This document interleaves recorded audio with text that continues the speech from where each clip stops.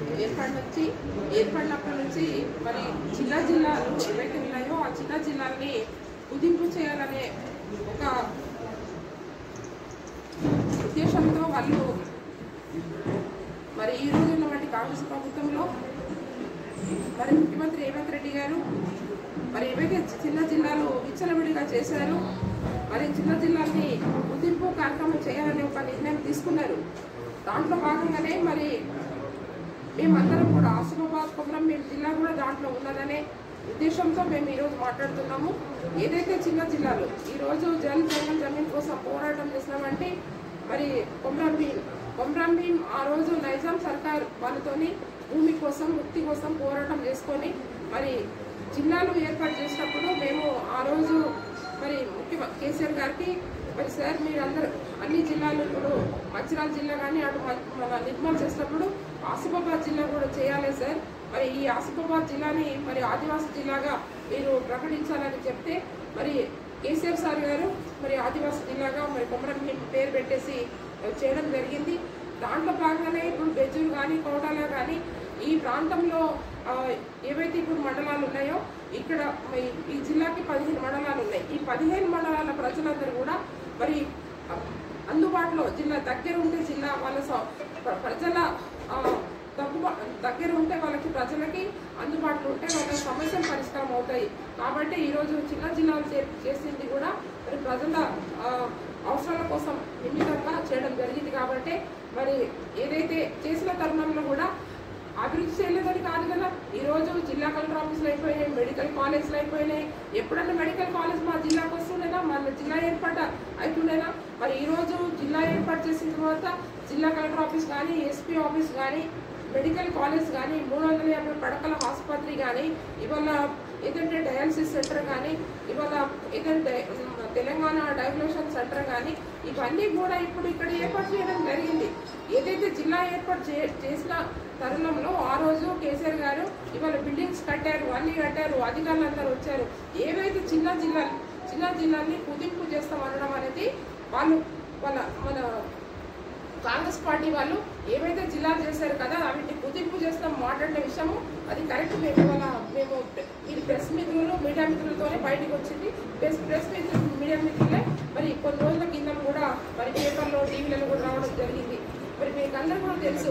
కాబట్టి ఈరోజు ఏదైతే దాంట్లో మా కొమరంభీం జిల్లా కూడా ఉన్నదన్నారు. కాబట్టి ఈరోజు మేము మా జిల్లాకి మరి ఈ ప్రజలందరూ కూడా అందుబాటులో ఉంది. ఇవాళ మరి ప్రజా సమస్యలు పరిష్కారం అవుతున్నాయి. కాబట్టి ఈరోజు మరి జిల్లా ఏర్పడిన తర్వాత కూడా అభివృద్ధి అయింది. కాబట్టి ఈరోజు ఈ జిల్లాలో ఒక ఆదివాసులే కాదు మా ఆదివాసుల సోదరులతో పాటు మరి ప్రజలు ఇక్కడ అన్ని వర్గాల ప్రజలు ఉన్నారు.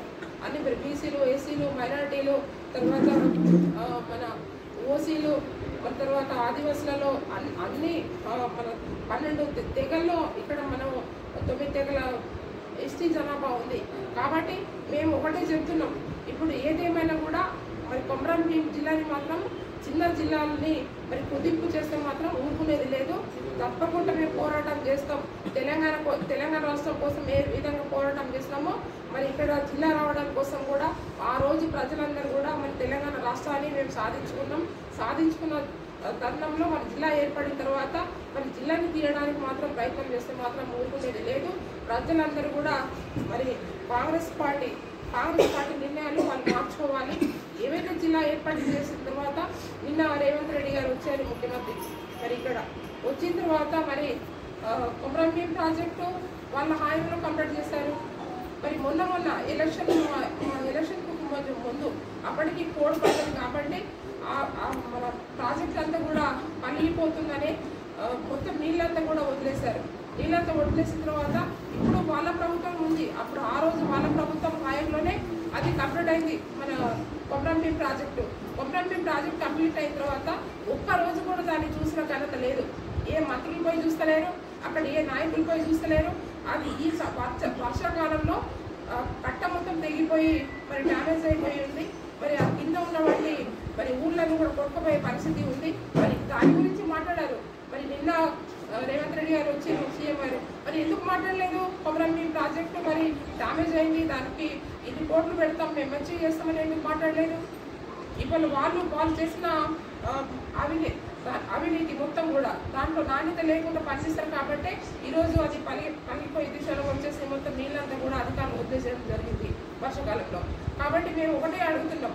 ఇంకోటి ఏమంటే ఇక్కడ ఆసిఫాబాద్లో నిన్న సభ పెట్టేసి ఇక్కడ బీఆర్ఎస్ పార్టీని ఇక్కడ లేకుండా చేస్తాం, నామరూపం లేకుండా చేస్తాం అంటారు.